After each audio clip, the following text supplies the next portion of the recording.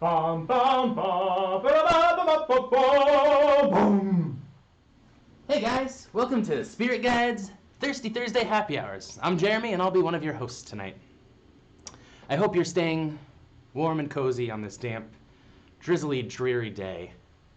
I'm usually one for rain, but today I've been feeling a little down in the dumps. So I thought we could do something a little special tonight that's near and dear to me and something I do whenever I'm feeling down. And that's get drunk! So let's talk about how to do that with the drinks that we're making tonight. We're going to need some London dry gin, such as Bombay or Beefeater, both reasonably priced, decent quality gins. Next up is simple syrup. Tonight we're not actually going to go through the process of making that, so hopefully you prepared it so you can follow along.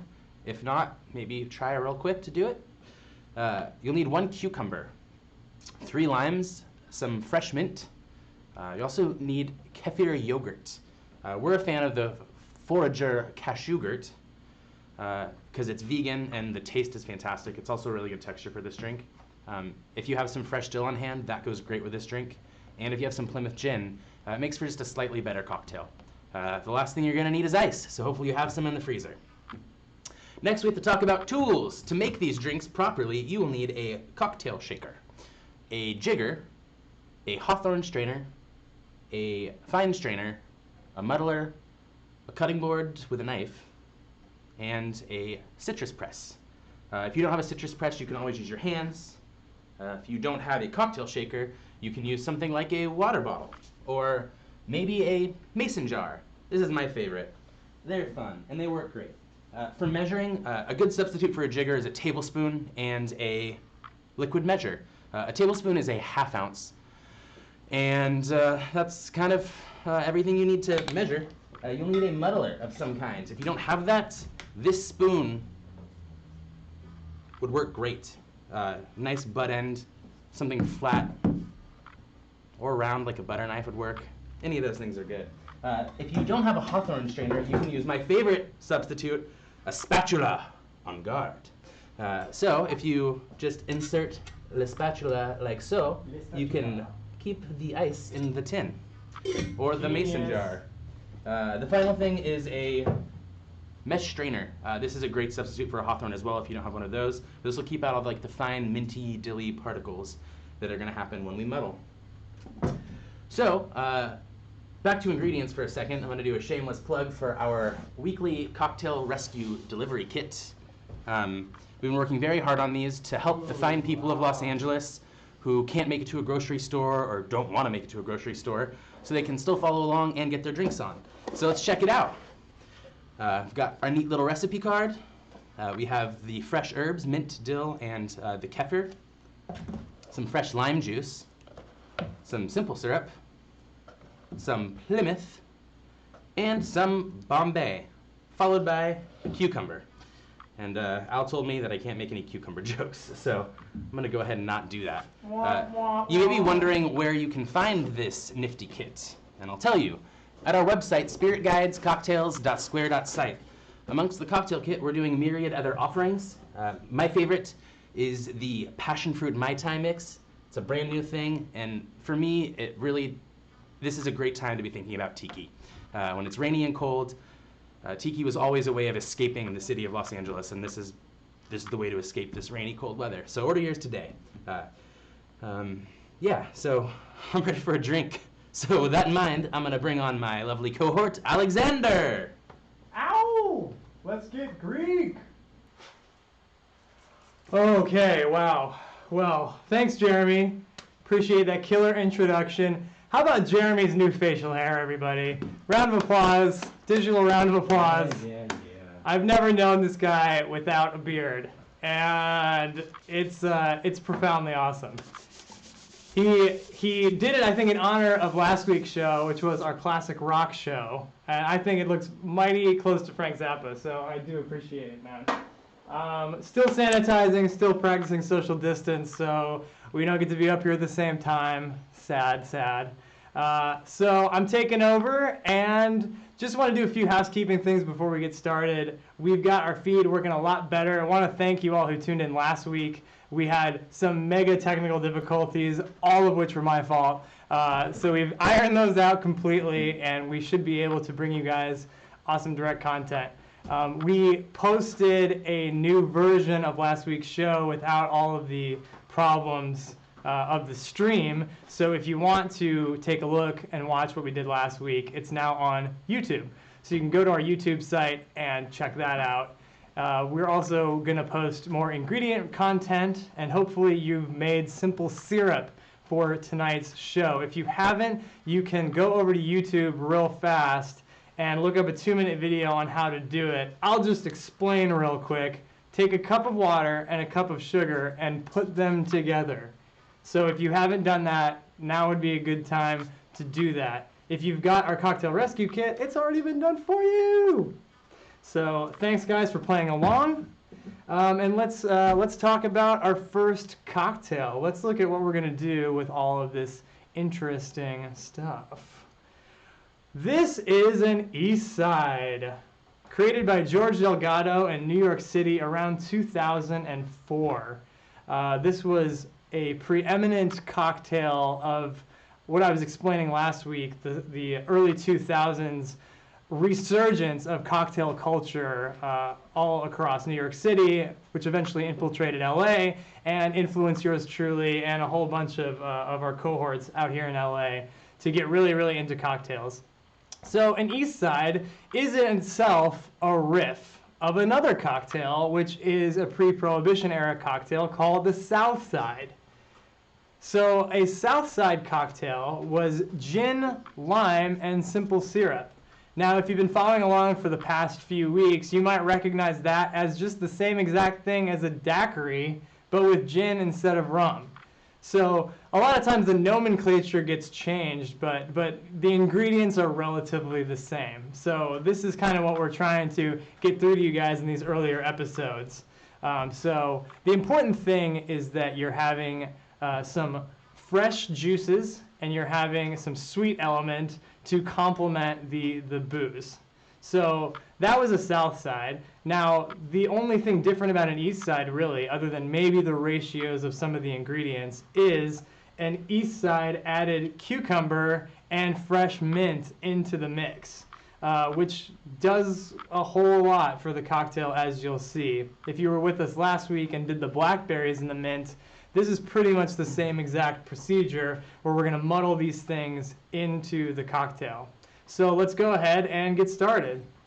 First thing we got to do is get out our tins, and we're going to cut a few cucumber slices. So get your cucumber, get your knife, and these are nice little Persian cucumbers. The recipe, I think, calls for maybe 2 slices, but that was of like a big cucumber. So if you're using these little guys that we've got, you know, you can do a good 5 or 6. There we go. That goes into the tin. And then we're going to grab some fresh mint leaves, which also are in your kits in the little perishable container. And just add the mint leaves. It says 8 on the recipe that I saw. So we're going to honor that. And be sure you try to compost. ABC, always be composting. That's how we roll. Set the cucumber aside. We are going to come back to that later. And now when you do the muddling, what you want to do is you want to muddle the syrup that you're using, the sweetening agent, into the fruit, or rather the fruits into the sweetening agent. It's not really going to do us much good to just smash them down together. So we're going to measure 3/4 of an ounce of simple syrup and put it into the shaking tin. 3/4 of an ounce. If you're using a tablespoon, that's 1.5 tablespoons. So we've got our simple syrup there, and now we're going to do the muddle. So when you do the muddle, you just are wanting to press and kind of twist these fresh herbs and the cucumber into the fruit. You don't have to totally like smash it and eviscerate the fruit, but just give it a nice press. Oh man, and that's already smelling just fantastic. So this is something that you can try on your own with really anything you've got lying around the house. If you want to try to muddle some beef bouillon, your little brother, whatever you got, you can test it out inside of the tin. All right, great. So Let's look at the recipe one more time to make sure we're doing this right, because I didn't familiarize myself with this too much. Great, okay, so we did it right. 3/4 ounces of simple syrup, we got our mint leaves, we got our cucumber slices, and we've done the muddling. So now we are going to add lime juice, 1 ounce, and 2 ounces of London dry gin. Today we are using Bombay. Bombay is a really, really excellent dry gin that you can get for super cheap. London dry gin is the style of gin. If you've got your cocktail kits, you might want to pour a little bit of the Bombay and the Plymouth into a taster cup. There's a little bit extra, more than you'll need for the cocktails, if you want to do a little side-by-side gin tasting. I know gin for a lot of people is tough, but these cocktails really require it. If you like vodka or anything like it, really gin is just vodka plus botanicals. It's vodka plus a little extra effervescence. And it works really, really well with all the stuff that we've got going on already. So now, get our jigger back, and we're going to do 1 ounce of lime into the tin. Mine's a 3/4 ounce at the top, so there's about 1. And then 2 ounces. If you have a Japanese jigger, like this one, it kind of is, it's all the way to the top. A full 2 ounce pour of Bombay. Excellent. And if you're making a double, just be sure you're doubling all of these ingredients. Probably goes without saying, you're all smart people. So we've got everything in the tin there, and now we're going to add some ice to our charger. The charger is the bigger tin, just so you know. There we go. Give it a little slap slap, and shake away. My favorite part. Why do we shake? Well, you guys know this already. We're adding dilution, and we're also adding some chill. Even though I'm wearing very protective nitrile black gloves, which are also extremely fashionable, they are also very cold. I'm feeling the chill. And of course, the better ice that you use, the better cocktails you're going to be able to make. So if you can get some really good ice, this makes all the difference in the world. So now we've got all of our stuff down in here, and we're going to strain it into some glassware. I'll split this with my dear friend Jeremy. That's very sweet of you. So the Hawthorne strainer, which is the guy with the spiral, goes on top here. And in a case like this where we're working with muddled herbs and muddled fruit, we definitely want to do what's called double straining. Now, we kind of went over this in the first week, but I'll just go over it again. There's a little fine mesh strainer here. You could also use like a cheesecloth, or like Jeremy showed you earlier, the big mesh strainer. If you don't have any of those things, it's not the end of the world. You're just trying to get all of the pulp to not go into the cocktail. It just makes for a nicer mouthfeel and a better sensory experience. So double strain looks something like that, where we just strain from one into the other, into the glass. There's a little tiered system happening here. And look at that. That looks beautiful. My latest obsession of the last probably 6 months or so. No, a year and 6 months. I'm sorry. I'm losing. The quarantine is making me lose years of my life now, man. It happens. Yeah, it's been clarification. And so you can see that these are very kind of opaque drinks. They look delicious, but smell so good too. Clarification is the process that strips out all of that fruit pulp so that what you're actually looking at is something that resembles something like that, if you can kind of see it there. I know it's hard to tell, but this is a lime cordial that we make, and this is totally stripped of all of the particulates that normally go into lime juice. Sorry, I digress. I know you're dying to drink. So let's just do one last thing, which is garnish this puppy. Couple of different ways that you can do that with a cucumber. The recipe that we're going off of called for just a cucumber slice, a very thin one, which looks very cute, and you can just plop that right on top. So that's a really nice cocktail. Looks lovely. Or if you have a peeler on hand, you can do something that's a little bit extra, and you can do a whole peel, of the cucumber. Just give it a nice push in. Looks pretty good. And then you've got this cool looking pickly thing.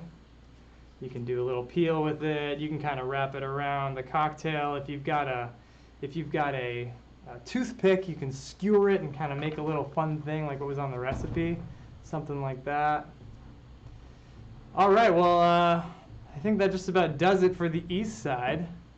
Is everybody enjoying their East Side cocktail? Let's cheers to George Delgado. Cheers. Social distance cheers. Stay away from me.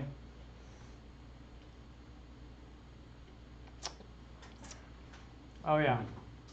Tasty drink. Yeah. Tasty, tasty, tasty. Exceptionally good drink, exceptionally easy to make. It's really just about knowing the ratios. Now, I know that you guys are super fun, super hands-on. If you've bought the kit, obviously you like to play along. That's my housemaid, aka the fridge was open. However, if you are not in the mood necessarily to build all of your own cocktails, we have a dear friend. His name is Lawrence. He runs a company called Drinksmith, spelled D-R-N-X-M-Y-T-H. Did I get that right?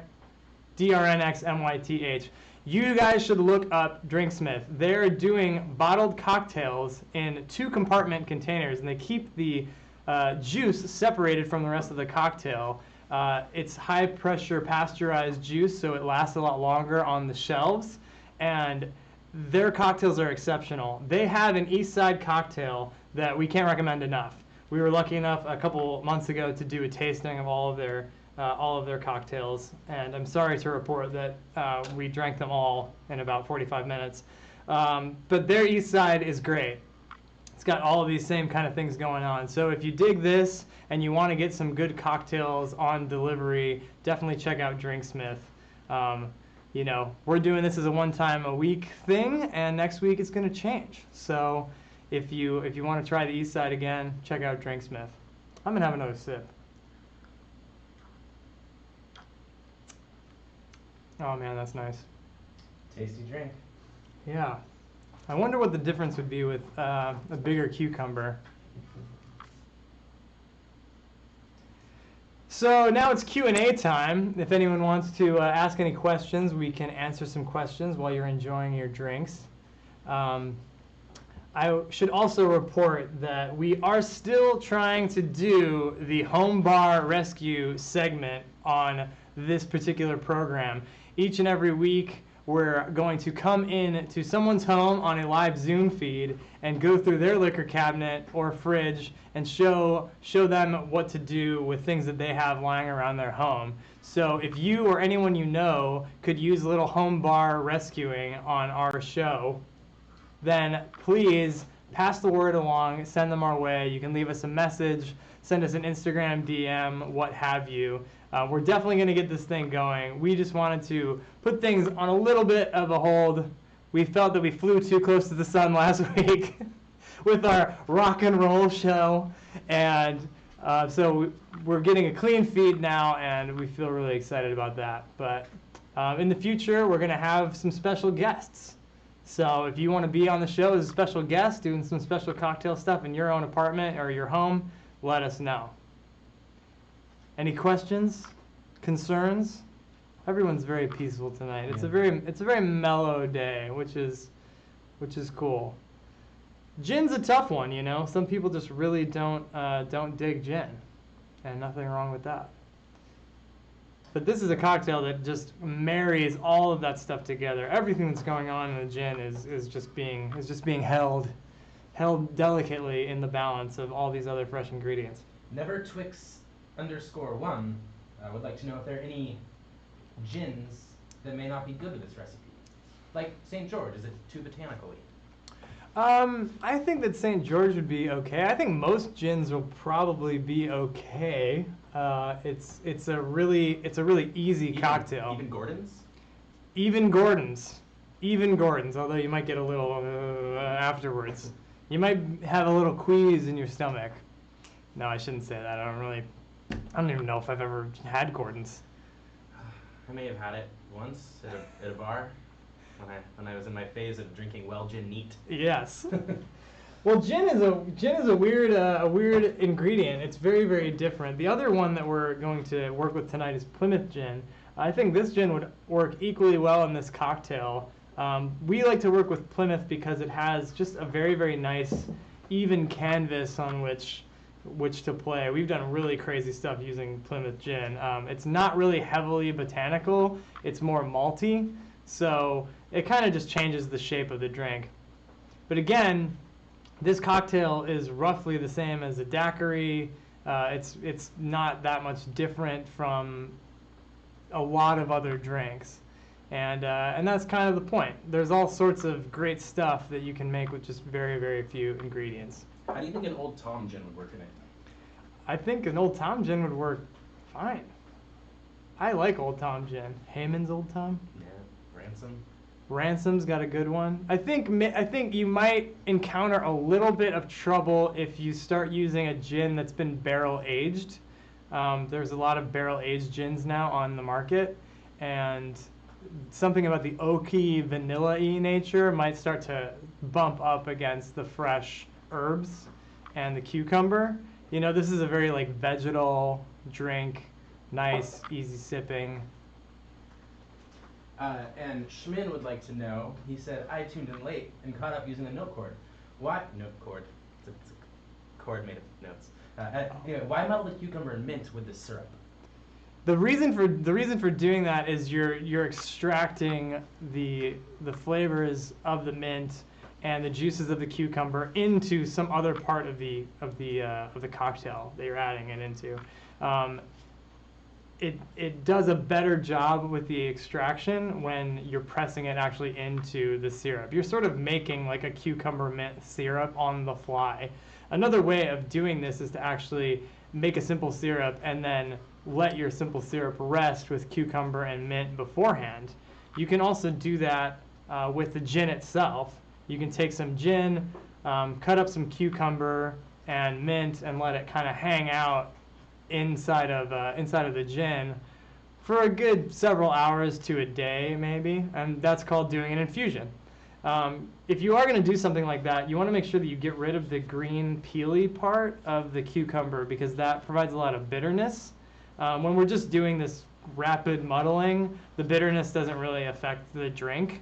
But if you are going to do an infusion or something of the like, you want to take off all the outside parts of the cuke. I don't know if I answered your question, but I was kind of making that up. Next I up, think that's right. Taser would like to know about the glass that you're serving the East Side in, and where can Taser get one? This is actually a vintage glass. I got these at a store that is no longer in existence in Palm Springs. It was a part of a set of 3. I think there was normally 4, but this has some really beautiful etchings on it. If you look at our Instagram, you can see some of the cocktails featured on our Instagram are served in this glass, but it's so cool. But yeah, what I like to do, and I did a whole Instagram story about this not too long ago, is go to antique stores and just look at what they have, because people are getting rid of glassware all over the place, and you can find some exceptionally cool stuff for super cheap. I went down and did like an 8-hour shopping spree in the city of Orange, and every other store in that city is an antique store.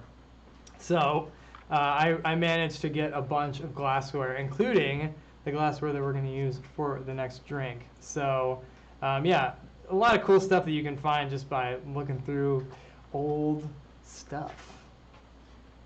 People are requesting the wig. The people are requesting the wig? Yeah. The wig has been quarantined, I'm sorry to say, i.e. ceremonially burned after last week's program. If you do want to check out the wig again, I suggest you go to YouTube tomorrow when last week's video will be uploaded. And you can get a whole fresh feel of Al in the wig. It's a good wig, isn't it? If you want to suggest another theme that we could do on a future show, I love an excuse to wear a wig. So just give me an excuse, man. I don't know what the Greek wig would be. I looked to see if I had little leaves, you know, that kind of dealio, but no avail. I'm pretty much done with my half of my drink. You guys have a whole one. So, should we move on? Should we do the next cocktail? Yeah, I think it's time to do that. Oh, and actually it's actually loaded. Video's already loaded out. Oh, good. The video is up. So last week's video is up if you want to take a look at some awesome wig action. Yeah, but let's getting back to the theme of tonight. We called this Going Greek, and so far we haven't really delved into what that exactly is about. So the Greeks have contributed, obviously, so much to our civilization, and we owe such a debt of gratitude to ancient Greece. We really are a civilization who is built on Greek foundations, and any Greek person will tell you that. However, what the Greeks were lacking in was cocktails. The cocktails are really an American tradition. It was American ingenuity in the 1800s that took British and Dutch and pirate punches and turned them into these single-serving devices for administering a large amount of booze very quickly and very deliciously. And that's America for you. However, what we have to give to the Greeks is that the Greeks have amazing food. And I love Greek food. I'm sure you guys love Greek food as well. Some heroes. Is falafel Greek? I don't know. It's all that kind of Mediterranean cuisine. And at Spirit Guides, one thing that we love to do is to take a food item and transform that food item into a cocktail. There's nothing we can't drink. So we actually created this next recipe without really referencing the East Side. But when we were building this show, we realized, oh, we did a cocktail that's basically an East Side with a few other great ingredients. So I present to you the very first time ever a look behind the Spirit Guides curtain of this exceptional recipe called Tzatziki. Oh yeah, baby. If you guys don't know what tzatziki is, it's that yogurty, minty, cucumbery sauce that usually accompanies a really good Greek dish. Love the photograph, right? We're going to put this cocktail in those glasses. So if you look at the recipe, you can see, as it's laid out, this is essentially the same thing that we just did with a couple little additions. The only difference is in the amount of lime juice and the addition of a sprig of dill and some yogurt. So a little bit about kefir yogurt. It's a probiotic drinkable yogurt. And if you guys have never tried this before, I really encourage it. It's really, really delicious. This was formerly called cashewgurt, which was a really unfortunate name. And they have since gotten the picture. This is now called Forager Probiotic Cashew Milk Yogurt. So it's a light, easy to drink, probiotic yogurt. And we have found that this ingredient works exceptionally well in cocktails. So I know you're thinking this is a little crazy. We were already doing gin. Now we're putting yogurt in it. And I'm saying you got to trust us. We're going there. You saw the recipe. It's not really all that different. And so now we're going to build tzatziki. And you can tell me if you think this tastes like Greek food. If you're having Greek food at the time, you're going to be really glad that you did this cocktail pairing. All right, so let's get to the build. We're going to use some cucumber again. Another few slices here. And sometimes when we make this drink, we don't actually use fresh cucumber. We use cucumber bitters from a company called Bitter Truth. And they are really, really excellent. Another unpaid plug for just a great company. Gonna use a little bit less mint than we did with the last one. So far, it's the same thing. Should I make it a double? Let's make it a double. Jeremy needs to have a full one of these. Yeah, I do. He's been working hard. The theme of tonight was me being drunk to cure my sadness. I know. We're actually able to hear the rain on the roof of our little complex here, and it sounds really pretty. There we go. So we'll get a couple more cucumber slivers and put those in the tin. And then let's grab a sprig of dill. Dill to me is very strong, so I only use like 1 sprig per cocktail. But if you like dill, you can use more. I'll do a little bit more, why not? All right. And now we're going to do the same process of muddling into our simple syrup. So we got 3/4 of an ounce, number 1, and 3/4 of an ounce, number 2. Boom.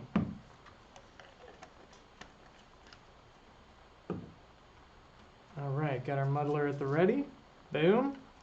And there we go.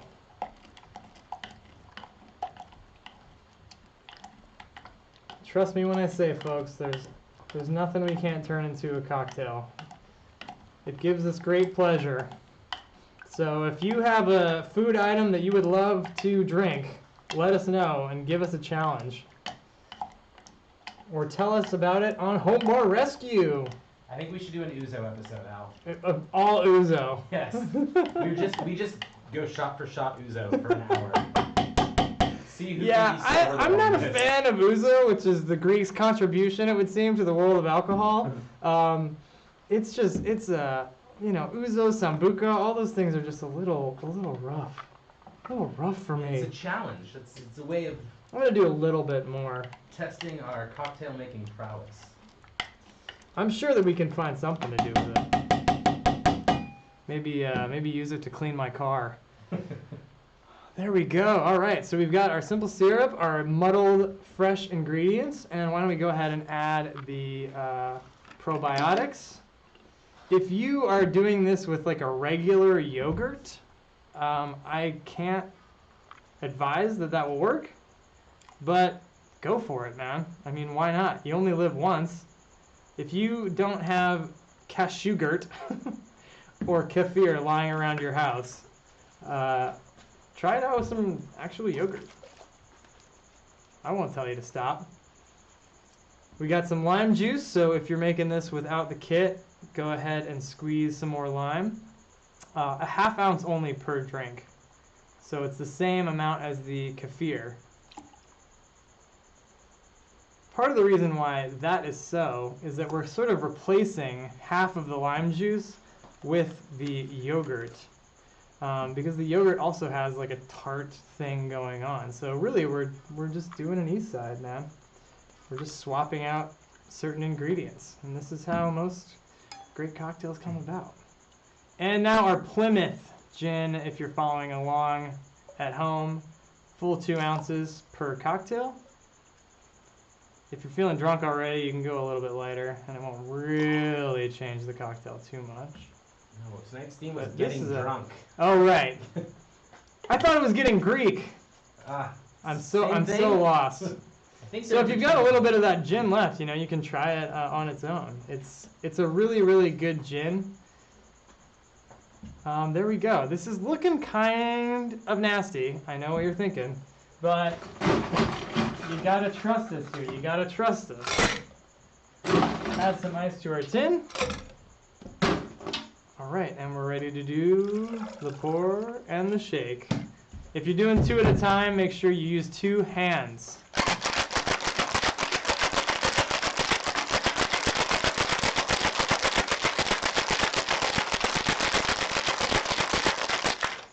You want to make sure that you're holding all that liquid in there. And you'll start to feel that it's about ready to go when the tins get a little cold and kind of difficult to keep in your hands.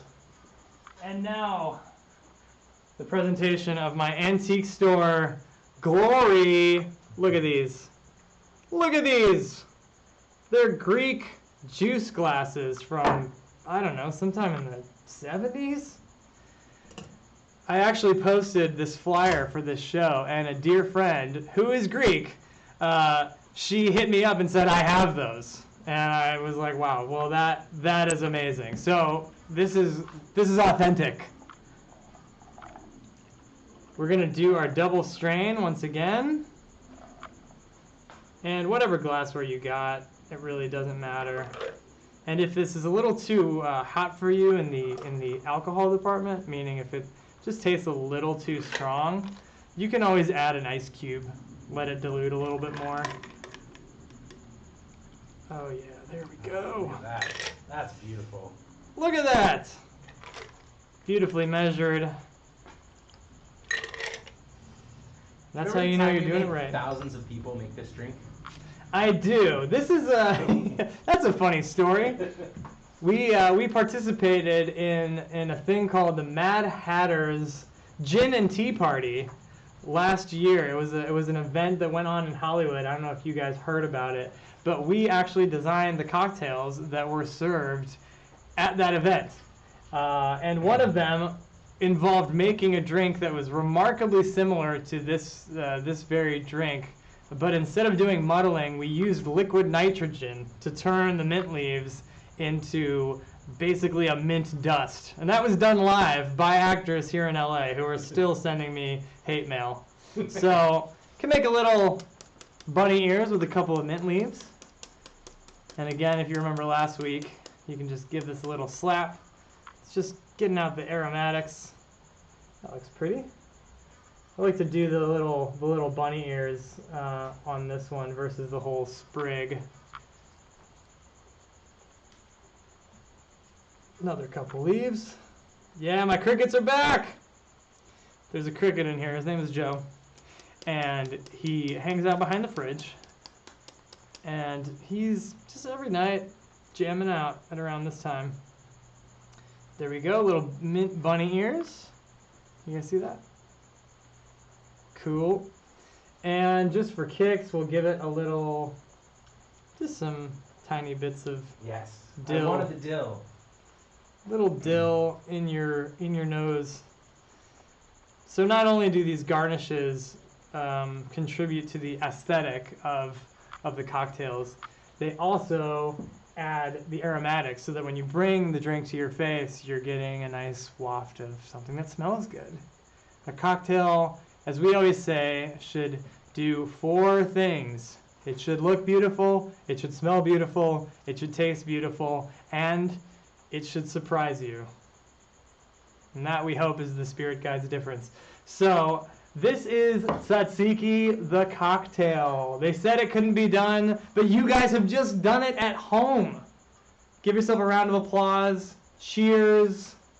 Whatever gin you used, I'm sure it's going to be fine. It's fine. Cheers, mate. It's a tasty drink. Mm. Oh, yeah. Mm. Yeah, man. Oh, yeah. I mean, there you go. Mm-hmm. Roughly the same thing as our east side. If you have a little bit of the east side left, what's fun to do is to kind of save some of the first one. You can do a little side by side. A lot brighter. A lot more of the cucumber getting through, obviously.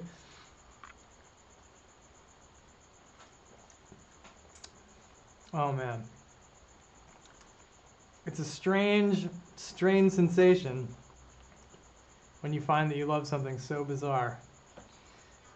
That was to quote my girlfriend. Oh.